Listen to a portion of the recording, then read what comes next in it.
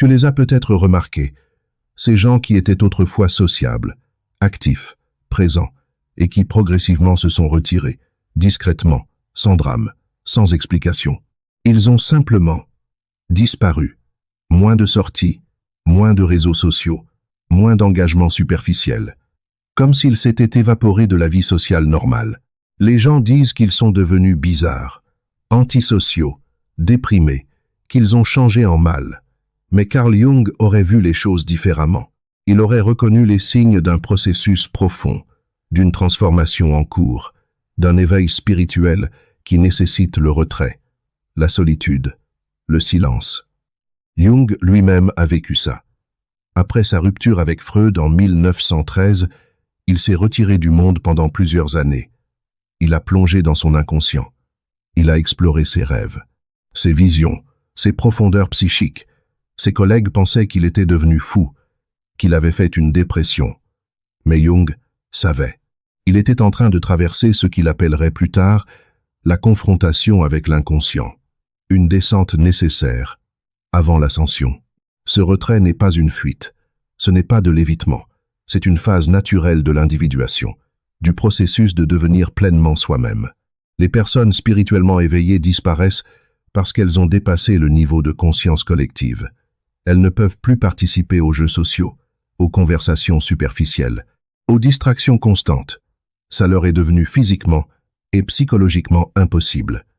Dans cette vidéo, je vais te révéler pourquoi ce retrait se produit, quelles sont les étapes psychologiques qui le causent, et pourquoi ce n'est pas un problème, mais un signe de croissance profonde. Parce que si tu vis ça, ou si quelqu'un que tu connais le vit, il faut comprendre. Ce n'est pas de la dépression, c'est de la transformation. Je m'appelle Destin, et j'ai vécu ce retrait. Il y a quelques années, j'étais socialement actif. Je sortais, je participais, j'étais présent. Et puis, quelque chose a changé. Pas soudainement, progressivement. J'ai commencé à ressentir une fatigue profonde face aux interactions sociales. Pas de l'anxiété, de la fatigue, comme si elle ne me nourrissait plus. Les conversations me semblaient vides. Les événements sociaux, épuisants. Les réseaux sociaux, toxiques. Je ne jugeais pas les gens. Je ne me sentais pas supérieur. C'était juste que je ne résonnais plus. Comme si j'étais sur une fréquence différente, et forcer la connexion me vidait complètement. Alors je me suis retiré, discrètement. J'ai décliné des invitations, j'ai réduit ma présence en ligne. J'ai passé plus de temps seul, à lire, à réfléchir, à explorer mon monde intérieur.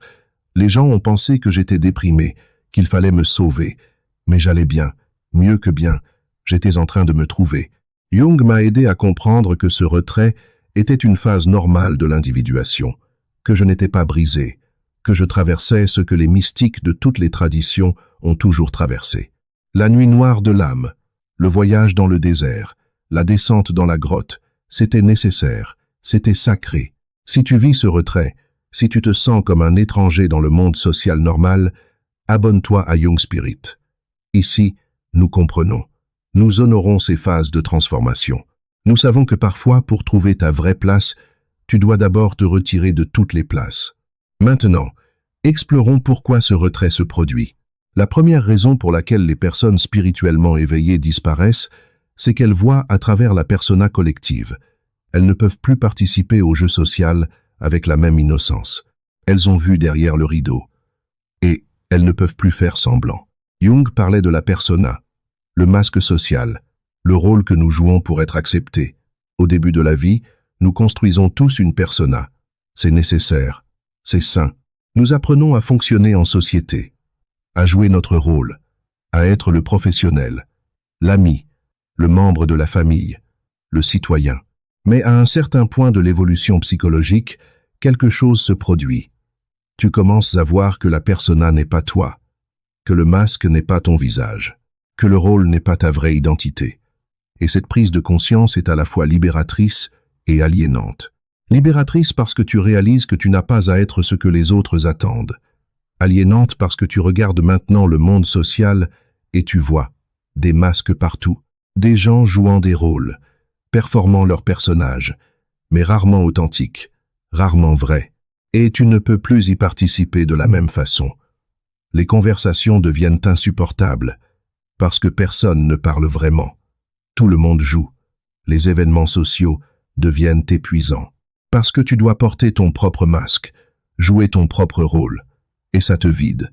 Ça te déconnecte de toi-même. Jung disait que les personnes en processus d'individuation ne peuvent plus s'identifier à leur persona. Elles ont besoin d'authenticité, de profondeur, de vérité. Et comme le monde social fonctionne largement sur les personas, elles se sentent de plus en plus étrangères, de plus en plus isolées, même en pleine foule. C'est pourquoi elles se retirent. Non pas parce qu'elles haïssent les gens, mais parce qu'elles ne peuvent plus supporter le manque d'authenticité, la superficialité, le jeu constant. Elles ont besoin d'espaces où elles peuvent être vraies. Et souvent, ces espaces sont la solitude, le silence, la nature, leur propre compagnie. Ce retrait n'est pas antisocial, c'est pro-authenticité. Ces personnes n'évitent pas les connexions, elles évitent les fausses connexions. Elles préfèrent la solitude aux relations superficielles. Elles préfèrent le silence aux conversations vides, et la société ne comprend pas ça. Elle les juge, les pathologise, les appelle dépressives. Mais Jung dirait, elles sont plus saines que jamais. Elles ont juste dépassé le niveau de conscience collective, et maintenant, elles doivent trouver leur propre chemin, même si ça signifie marcher seul pendant un temps. La deuxième raison du retrait, c'est le développement d'une sensibilité accrue. Jung parlait de l'ouverture de l'inconscient. Quand tu t'éveilles spirituellement, quand tu commences à faire le travail profond, tu deviens plus sensible aux énergies, aux émotions, aux dynamiques cachées. Ce qui ne te dérangeait pas avant devient insupportable. Les environnements bruyants, les foules, les conversations agressives, les actualités négatives, les énergies toxiques. Tu les ressens maintenant de façon viscérale, comme si ta peau psychologique était devenue plus fine, plus poreuse, plus réceptive. Jung observait que les personnes qui faisaient le travail de l'ombre, qui exploraient leur inconscient, devenaient naturellement plus empathiques, plus intuitives, mais aussi plus vulnérables.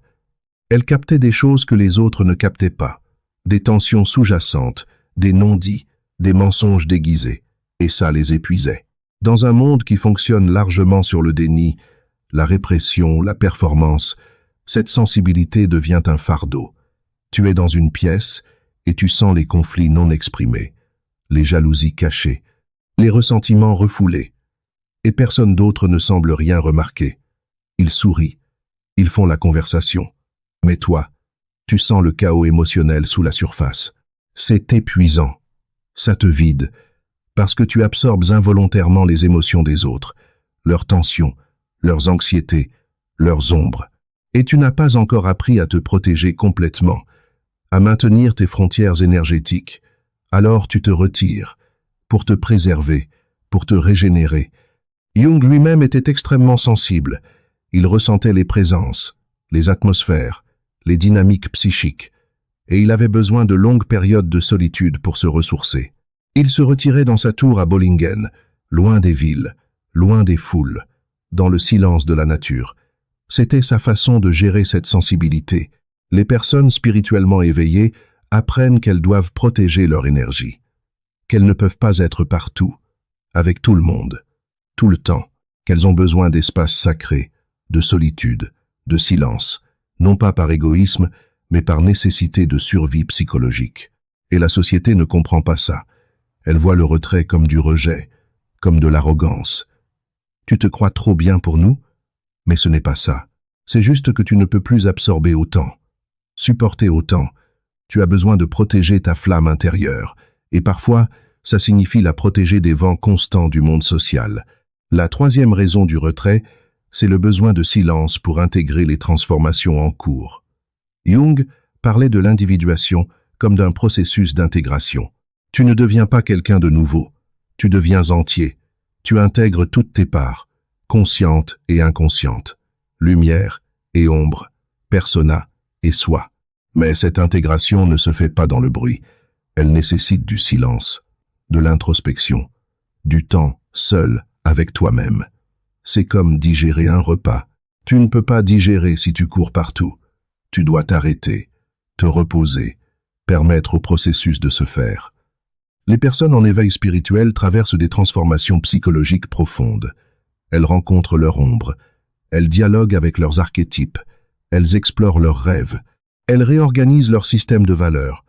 Tout ça demande de l'énergie, de l'attention, de l'espace mental. Et le monde social ne permet pas ça. Il t'interrompt constamment. Il te distrait, il te tire vers l'extérieur, vers les obligations, les attentes, les rôles. Tu ne peux pas faire le travail intérieur profond si tu es constamment sollicité de l'extérieur. Jung passait des heures chaque jour en introspection, en imagination active, en dialogue avec son inconscient. Il écrivait dans son livre rouge, il créait des mandalas, il explorait ses visions. Ce n'était pas du temps perdu, c'était le travail le plus important qu'il faisait, le travail de devenir lui-même.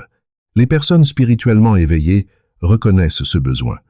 Elles savent qu'elles doivent protéger du temps pour leur travail intérieur, pour leur méditation, leur contemplation, leur créativité.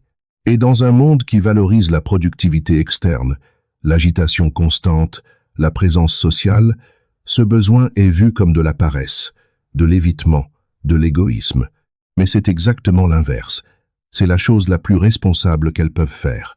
Parce qu'une personne qui fait son travail intérieur, qui intègre ses parts, qui devient entière, apporte beaucoup plus au monde qu'une personne fragmentée qui court partout. Le retrait est temporaire. C'est une phase, comme le papillon dans le cocon, comme la graine dans le sol, comme l'hiver avant le printemps. C'est une période de gestation, de transformation silencieuse. Et quand elle sera complète, la personne réémergera, différente, plus intégrée, plus authentique, plus puissante. Jung parlait du retrait comme d'une nécessité périodique, même après l'individuation. Il disait qu'il fallait constamment revenir au silence, à la solitude, à l'introspection, pour ne pas se perdre dans les rôles, pour maintenir le contact avec le soi profond, pour continuer à grandir. La quatrième raison du retrait, et peut-être la plus profonde, c'est que les personnes spirituellement éveillées ont transcendé les valeurs collectives. Elles ne sont plus motivées par les mêmes choses que la majorité, et ça crée un fossé, une incompréhension, une impossibilité de connexion. Jung parlait de l'inconscient collectif, les valeurs partagées, les croyances communes, les buts collectifs. Au début de la vie, nous adoptons ces valeurs sans questionnement. Nous voulons ce que la société dit qu'il faut vouloir, le succès, le statut, l'argent, la reconnaissance, la conformité. Mais quand tu t'éveilles, quand tu fais le travail d'individuation, ces valeurs perdent leur emprise sur toi. Tu réalises qu'elles ne sont pas universelles, qu'elles sont construites, relatives et souvent vides. Tu commences à chercher tes propres valeurs, authentiques, personnelles, enracinées dans ton soi profond, et soudain, tu ne parles plus le même langage que la société. Quand les gens parlent de leurs objectifs de carrière, tu ne ressens rien. Quand ils parlent de leurs achats, de leur statut, de leurs images sociales, tu te sens déconnecté, non pas par jugement, mais par désintérêt authentique. Ça ne résonne plus avec toi. Jung disait que les personnes individuées développaient leurs propres valeurs, basées sur leur mythe personnel, leur sens unique, leur chemin singulier. Elles ne rejetaient pas nécessairement les valeurs collectives, elles les avaient juste dépassées, transcendées. Elles opéraient depuis un niveau de conscience différent. C'est pourquoi elles se sentent seules même en société, parce qu'elles ne partagent plus les mêmes rêves, les mêmes peurs, les mêmes désirs. Elles cherchent le sens, l'authenticité, la croissance, l'éveil, et la majorité cherche la sécurité, le confort, la validation, la distraction. Ce n'est pas un jugement de valeur. Jung insistait là, dessus. Ce n'est pas que les personnes éveillées sont meilleures. C'est juste qu'elles sont à un stade différent de développement psychologique. Et chaque stade a ses propres besoins, ses propres valeurs, ses propres communautés. Le problème, c'est que les communautés pour personnes individuées sont rares.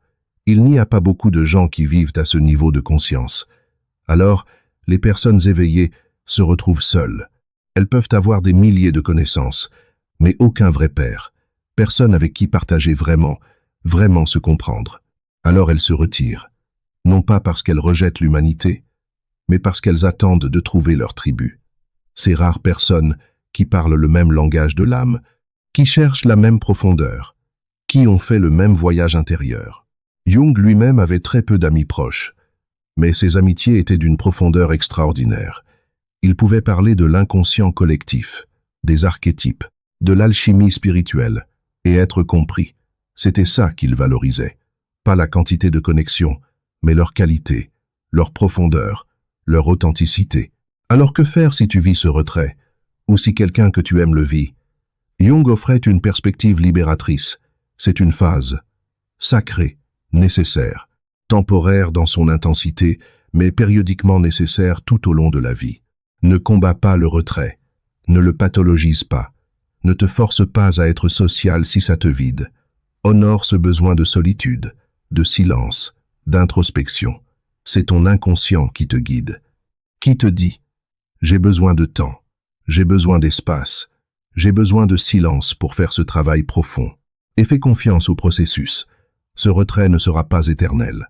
Quand l'intégration sera suffisamment avancée, quand tu auras trouvé tes propres valeurs, quand tu seras devenu plus entier, tu réémergeras, différent. Tu pourras à nouveau être dans le monde, mais d'une façon nouvelle, plus authentique, plus alignée. Jung parlait de la spirale de l'individuation. Tu te retires, tu fais le travail intérieur, tu intègres, tu réémerges, tu vis, et puis à un certain point, tu as besoin de te retirer à nouveau. C'est un cycle, pas un événement unique, et chaque cycle t'amène plus profond, plus proche de ton soi véritable. Si c'est quelqu'un que tu aimes qui vit ce retrait, ne le juge pas, ne l'appelle pas déprimé, ne le force pas à être social. Respecte son processus, laisse-le l'espace. Peut-être qu'un jour il t'expliquera, peut-être que tu ne comprendras jamais complètement. Mais tu peux respecter, tu peux honorer, tu peux aimer sans comprendre. Et sache que ce retrait n'est pas un rejet de toi. Ce n'est pas personnel, c'est un processus psychologique profond, une transformation spirituelle, une mort symbolique avant une renaissance. Les personnes qui le vivent ne peuvent pas toujours l'expliquer. Elles le ressentent juste, elles doivent juste obéir à cet appel intérieur.